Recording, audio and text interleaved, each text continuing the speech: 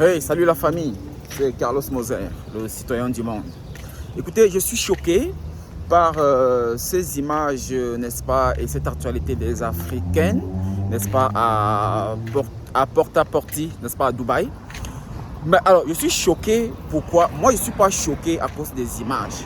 Je suis choqué parce que je vois certains Africains qui sont choqués, ou alors qui font semblant d'être choqués. Non, personne n'est dupe. Les Africains, n'est-ce pas, doivent arrêter de faire semblant. Tout n'est pas que théâtre dans la vie, ok? Arrêtez ça. Les gens se comportent comme si, mais il y a plus pire que ça. Vous ne vous imaginez même pas. Il y a plus pire que ça.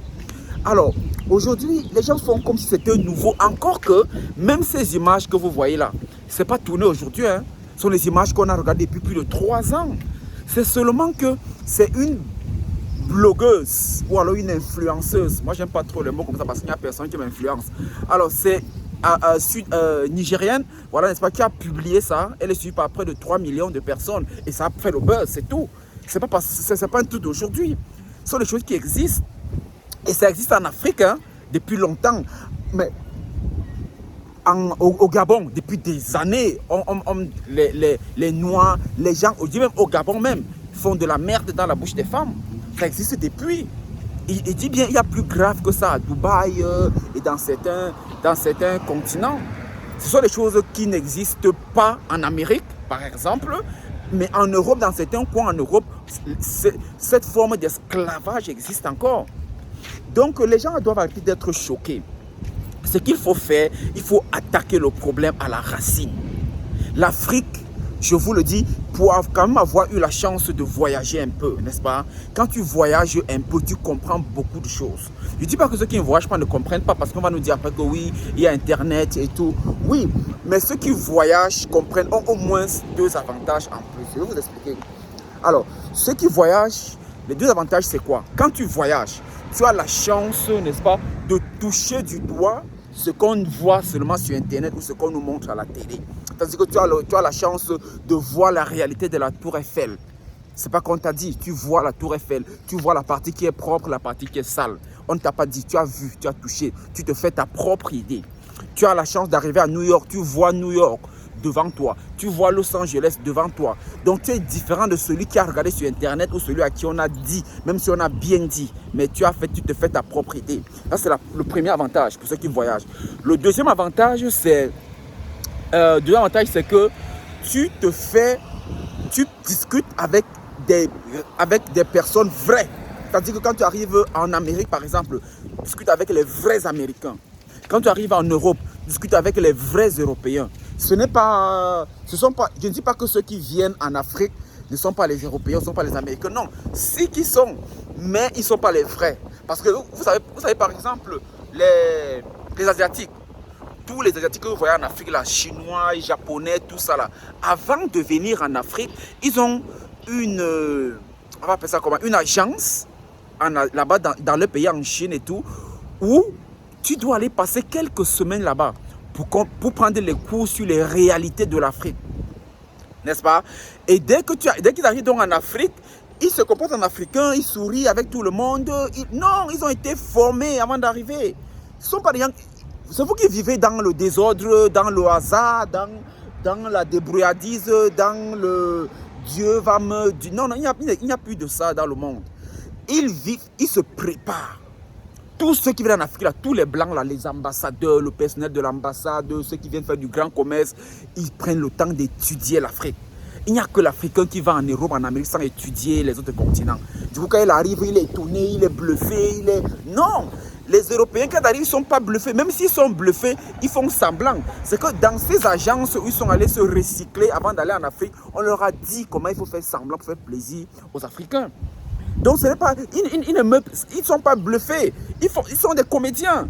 Donc, quand tu voyages, donc, tu as la chance de toucher les vrais Américains, les vrais Européens, de discuter avec eux. Avec les gens qui n'ont jamais été en Afrique et qui ne rêvent même pas aller en Afrique, qui ne connaissent même pas l'Afrique. D'autres même plus graves, qui pensent même que l'Afrique est un pays.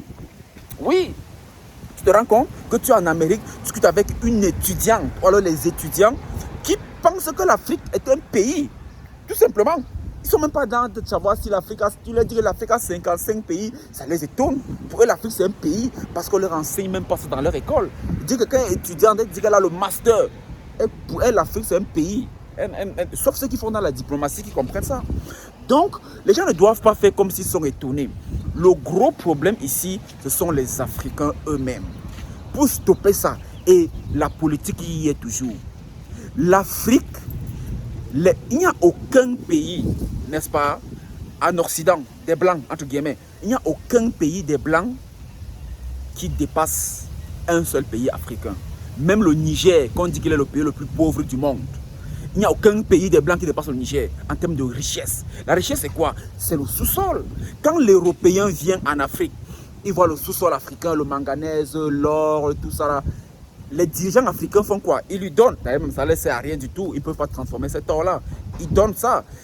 L'Américain vient, il prend pour lui. L'Asiatique vient, il prend pour lui. Ils arrivent dans leur pays, en Europe, en Amérique, partout. Ils développent les pays avec ces richesses qu'ils ont puisées en Afrique. Et l'Africain, maintenant, regarde l'Europe, l'Amérique et l'Asie et disent waouh, j'ai envie d'y aller. Et il a donc envie d'aller. Il a envie donc de faire toutes ces sortes de pratiques-là. Il pratique donc tout ça pour aller, pour avoir de l'argent. C'est l'argent qui vient de l'Afrique. Si nos dirigeants africains, n'est-ce pas, ne donnaient pas ces richesses-là aux Blancs et développaient plutôt l'Afrique avec, les Africains ne devaient pas être dans cette précarité inutile et innoble. Regardez aujourd'hui ce qu'on fait à la femme africaine. Lorsqu'on fait ça aux femmes, ben on dit que la femme est la mère de l'humanité. Vous pensez que quand on fait ça à la femme africaine, ça a quel impact sur l'humanité américaine? Zéro. Au contraire, il continue à chosifier. Aujourd'hui, on est encore au stade où certains Noirs continuent à penser que l'Africain est moins que le Blanc. Oui, ça peut paraître bizarre, mais les gens continuent à y penser jusqu'en 2022. Et c'est pour ça que moi, je soutiens, c'est pour ça que moi, je soutiens la politique de Marine Le Pen. Malheureusement, elle n'a pas été réélue, elle n'a pas été élue en France, mais moi, je soutiens sa politique.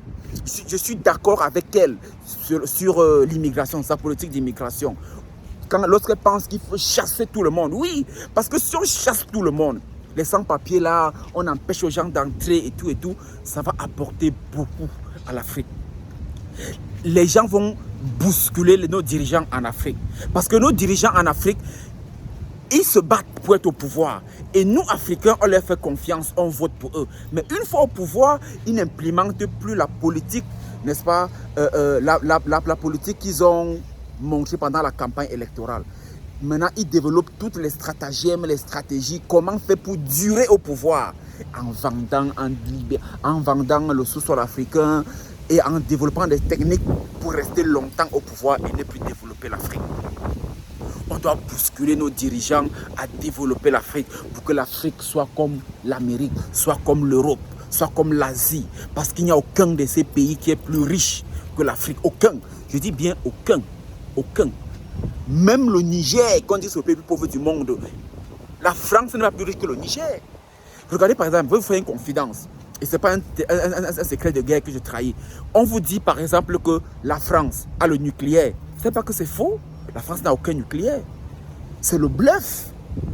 C'est le bluff. Ils s'arrangent, ils vous disent qu'on a le nucléaire. Et ils construisent un bâtiment, ils mettent les plaques partout, les signaux partout. Le nucléaire est ici, patati patata, on met le personnel.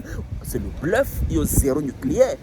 Mais comment on bluffe tout le monde? Les médias, on met les médias à contribution, on décide, la France est 5e puissance mondiale. Vous expliquez ça comment? Ce sont eux qui décident qu'ils sont 5e. Et vous comprenez ça comme ça. Vous avez le choix. Tu vas discuter qu'ils n'ont pas le nucléaire, que tu es entré là-bas. Tu es entré dans le bâtiment là, jamais. Tu vas dire qu'ils n'ont pas le nucléaire, tu n'as aucune preuve. Maintenant, tu vas dire qu'ils ne sont pas 5e puissance mondiale par rapport à quoi? Ils te disent qu'ils sont 5e et c'est comme ça. Et tout le monde dit ça. Les médias européens le disent, les médias africains aussi relaient. Et on dit que c'est comme ça. Tu tapes sur Internet, Internet te dit qu'ils sont 5e. Ce sont eux qui ont Internet, ils ont tout. Ils disent que c'est comme ça et c'est comme ça. Donc les dirigeants africains, chers dirigeants, prenez soin de l'Afrique. Les Africains vous votent. Respectez les Africains, s'il vous plaît. Évitons ce cinéma. Évitons ce cinéma.